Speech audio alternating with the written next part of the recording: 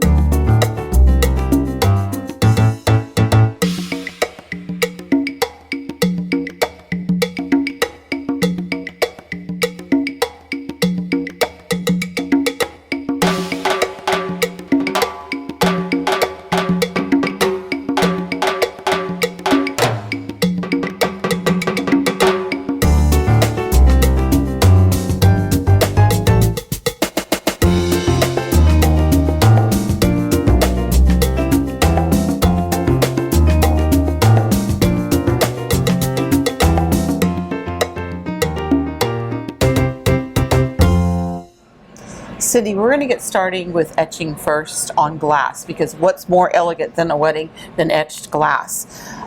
Just a little tip, I washed them really well and I used Dawn detergent, because that way it takes any of the oils off the glass, and these are just from the dollar store.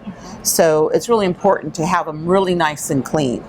Then we're going to show a really simple little technique, which is cool, because I'm using the dip and etch. So you want to put your item into a plastic container, and then you're going to put water, because they will float.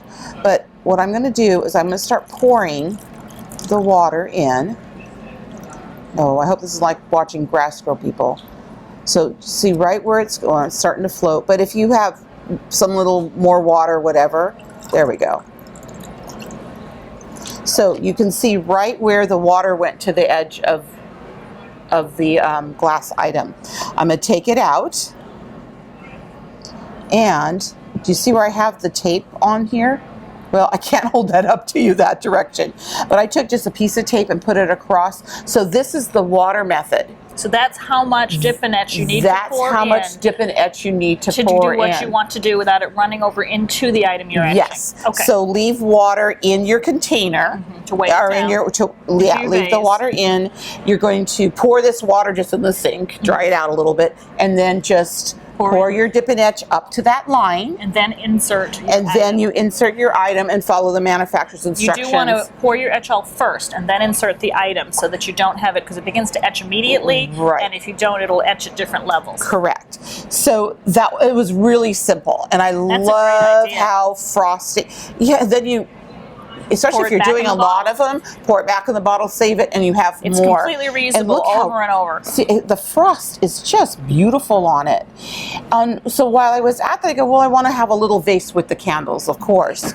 So I used just these, here again, a little dollar store vase, but I literally just stuck it into the container, and it came up to that height, so it was really perfect. I kind of like the two-tone effect. I know you've done something further with it, but it is kind of neat this way too. And I honestly, I really liked it a lot, but I had already planned to do the black with the keys, which is really pretty. And that's why I wanted to show you this, because this could be very lovely, just elegant as it is, or even a little metallic band of like a Deco Art paint marker around there, just to differentiate. Exactly. Yeah. So that shows you how easy to do the two etched items for our centerpiece.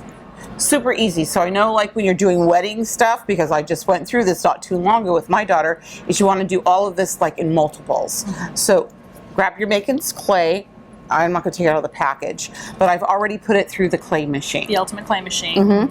You get a nice smooth sheet. You get a nice smooth sheet, and this is actually not even the whole package. So you get enough to do. Depending on how thin you roll it, you can go a long way with a little bit. So we're just going to roll it right on out. Okay, we're not using the machine properly here, so normally it would be clamped to the table. So then it comes out, and you have this nice piece. So really what you want to do is let it dry overnight. But I tend to be a little impatient, and I'll keep it. Is it dry yet? So what I found when it was semi-dry, I go, I need to get to the die cut machine to die cut my keys. You can die cut it when it's rolled like this. Right. So go ahead and bring the die cut machine back in, and we're going to show you how to do this next. So now I have my sheet, and I'm going to cut a strip approximately the size of the die.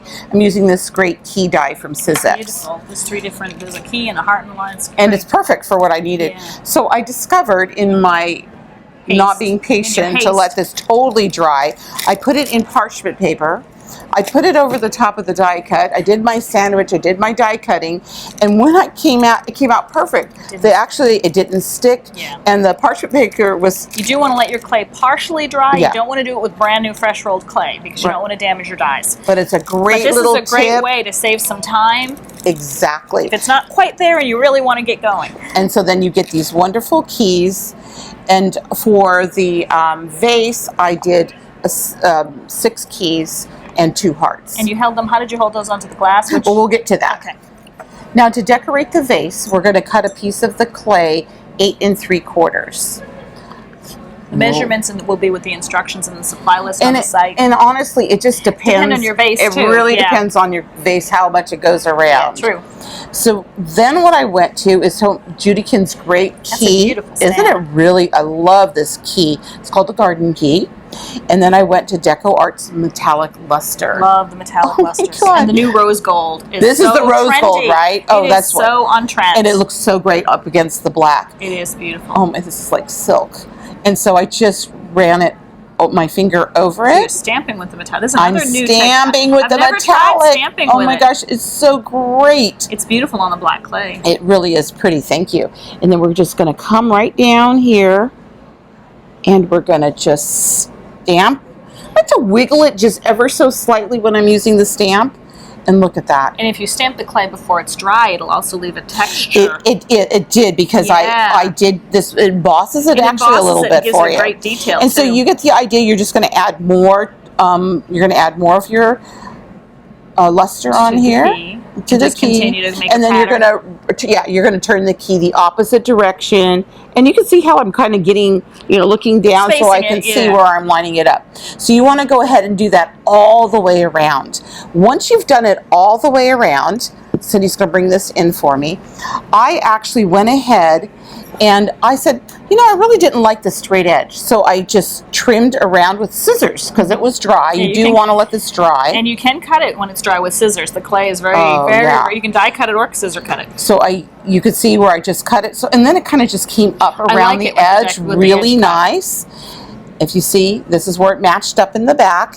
And of course, good old Beacon 3-in-1. Boy, this worked awesome on here. Versatile adhesive. And I was like, well, I really like it, but I want to bring that rose gold to the top. So back again, a little bit of the luster. Look at this. And it's all finger painting. So it's so great because that's the most fun. Especially if you have a whole little group of gals over helping you out, moms, bridesmaids. Everybody has a step. Yeah, well, everybody has a step. Yeah. You line them up, they all have a step. So now we have our vase, and now we're going to come back to let's come back to our keys. And we're going to show our keys. So now once our keys are dry, because you do want to wait till they're dry. Here we go. Here's our keys and a lock. And here again, back with the metallic luster in the rose gold. You're going to edge them. Just touch them. And you can add the metallic luster to the clay when it's still fresh too. You don't have to be dry. Yes, you can do that. But look how easy that is. And I like that there was a little ridge, because when I cut them on the die cut, it gave a little ridge. I'm just going to go in here, and literally I would line everybody up and give everybody a step. Have tables set up, bam, bam, bam, and one evening you'll have all your tables centerpieces done. Once you're finished with all your pieces, you're going to glue them on to your square piece, your votive piece you're using, your votive holder. Your votive. You're going to glue those on, and then I'm going to show you one more little step. Now, I did want to personalize the votives, so the initials of the bride and groom, and Arts C has these great little stencils. And they're self-adhesive. They're self-adhesive. They're reusable. So, like I said, pass it right on down the line. Have the next one. Same thing, just using the luster right in. Pull it off. And of course, do not forget to edge with the rose gold. They're all going to fight because they're all going to want to do the rose gold edging. That's right. It's very elegant. It is. Isn't it so pretty? The last piece to our place setting is going to be the name card.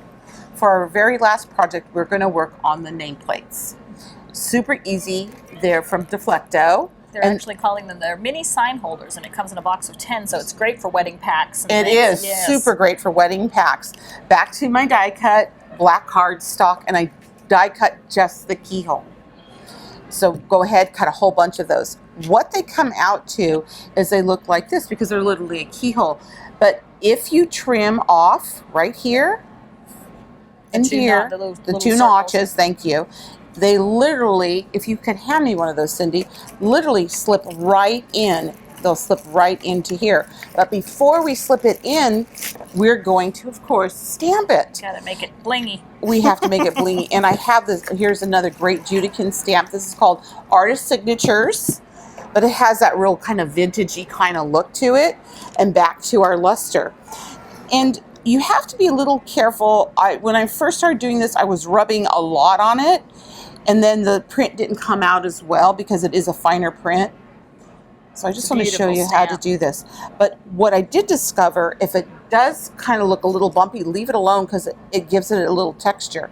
So I'm going to come back to my die cut. I'm going to lay it over the top and I'm going to just rub.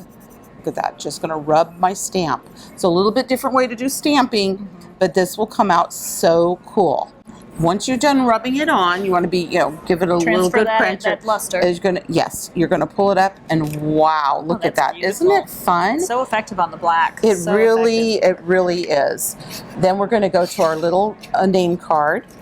These are great because you can reuse them too. You can for different parties. You can reuse them. They just slide in and out the back. And you know what? I know you brides are all about reselling your items from your wedding. Yeah, this could get pulled out. And I'm not going to tell you how even better this is. Then to get the little element, I have a little extra key, wrapped it with some baker's twine in black and white. Which is also in their artsy ephemera kit, isn't it? Yeah. Yes, it is. And then Deflecto also has chalk paint pens, and that's what I wrote. Well, I put my name on it, but you could write all your guests' name on it, and then when you're done, you can wipe them off and recycle these. Amazing, because then you're going to need them for the baby shower if you don't move them on to another bride. One step at a time, Grandma. So let's bring in back all our little items so everybody can see how fun they are. Oh yes, we're going to redo our floral arrangements, which is really a lot of fun. And I have a pillar candle too. Let's just bring that in. I just put one of these because some venues do not allow real burning candles. Yes. But if they do, you can put a beautiful pillar candle inside. There's your bride and groom. This would be by the place set. And you could do a couple more items around it to give you that whole grouping of It's a nice three. little grouping, and it would be very elegant. Yay, black. We got you in there with a little bit of gold rose.